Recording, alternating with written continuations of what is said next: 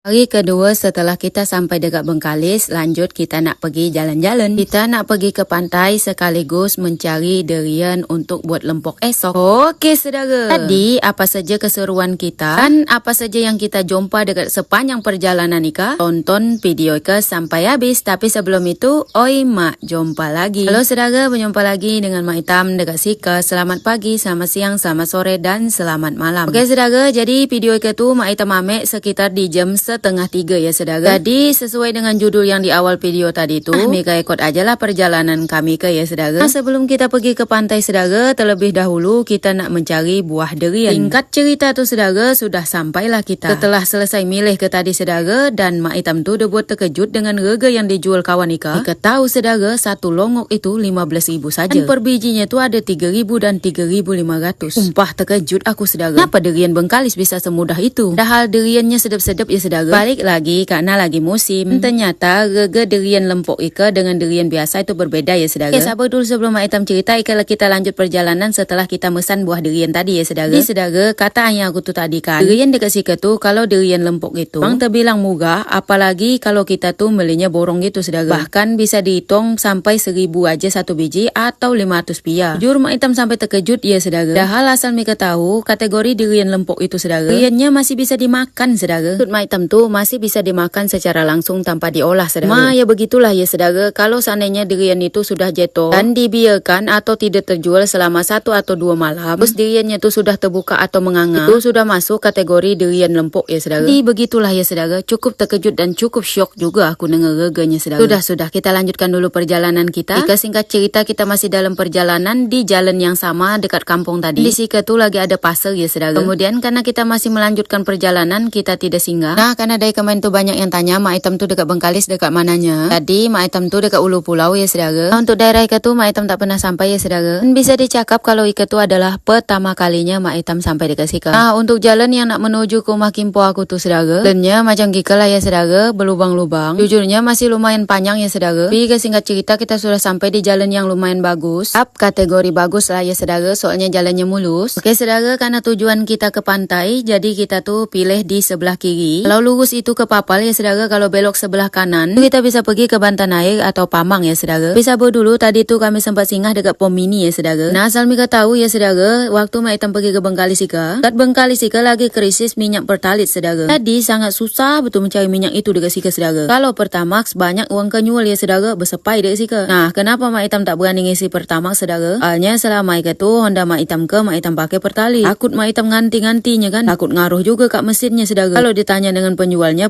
nyakap itu tak ngaruh dekat. Ya iyalah, namanya juga penjual kan. Apa aku takut ganti minyak tu saudara? Soalnya kemarin tu ada Honda kami yang satu lagi, kami ganti minyak kan saudara. Jadi ngaruh kat mesinnya gitu. Senet-senet gitu dia saudara. Macam tak lancar gitu kan. Pada kesik itu karena minyaknya masih ada 4 garis dan masih cukup untuk kita melakukan perjalanan Ika. Jadi aku cakaplah dengan Pak Hitam tak usah diisi dulu. Jadi kalau betul-betul dah nak habis barulah kita ganti minyak. Oke saudara, singkat cerita kita sudah sampai di jambatan Ika dan Mika pun pasti sudah tidak asing lagi. Betulnya dekat Sika tu ada juga beberapa orang yang aku kenal. Cuma kemarin tu waktu Mak Hitam tengok-tengok, tak letak dan rumahnya tu sudah berubah saudara. Jadi aku tak ingat lagi dekat mana rumah kawan tu. Sempat bingung juga ya saudara. Alhasil kami lanjut aja perjalanan. Nah, nak singgah pun kita sudah tak ingat lagi. Tambah lagi dengan memori otak aku yang cuma berapa MB ke, tidak bisa mengingat secara detail saudara. Oh ya saudara, dekat persimpangan tadi tu kan ada arah ke Pamang atau ke Bantan Air saudara. Jadi saudara-saudara bapak aku tu banyak dekat Bantan Air saudara. Tapi apakah kita bakalan ke sana? Nantilah ya saudara, soalnya kita pun masih ada beberapa hari juga dekat Bengkalis Ika. Kalau seandainya waktunya masih sempat, pasti kita akan mampir ya saudara. Sejujurnya aku tu juga berat nak pergi ke Bantan Air tu. Walaupun banyak saudara bapak aku dekat sana, aku tu berat bukan karena apa ya saudara, karena aku tak tahu saudara bapak aku tu dekat mana saja rumahnya. Soalnya dulu waktu masa kecil-kecil pak aku sampai dia bujang tanggung, dia tinggal dekat situ saudara dengan keluarga besarnya. Sampai akhirnya Mika akong aku memutuskan untuk pindah. Akhirnya bapak aku berkeluarga, bapak aku menikah dan bapak aku punya anak di tempat lain ya saudara. Jadi aku sudah tidak tahu lagi dan tidak kenal siapa saja saudara mara dari bapak aku ke. Tambah lagi yang lebih lucunya, mentua akak ipar aku ke, tahu emaknya dari ahnya tu adalah akak angkat dari bapak aku saudara. Main tu bapak aku sempat bagi tahu, tapi aku tu tak ngeh ya saudara. Setelah jumpa langsung dengan ipo itu dan dijelaskan dengan detail,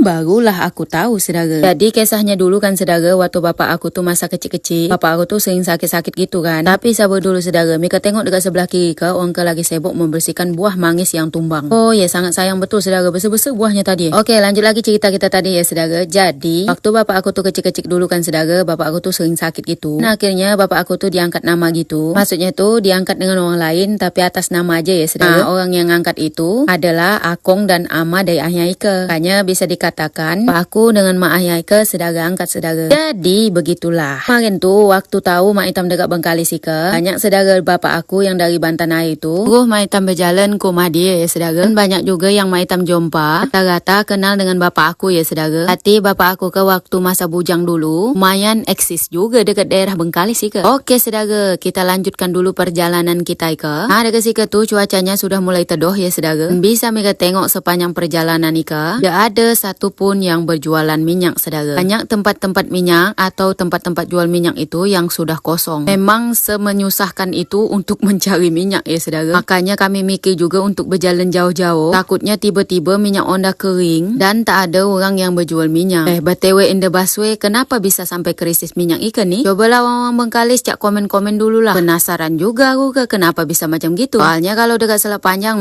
usah mikir cakap lah berjejer uang jual minyak pertalit itu. Kalau saudara perjalanan kita masih jauh. Jadi videonya sampai sini dulu, kita lanjut lagi. Bye-bye.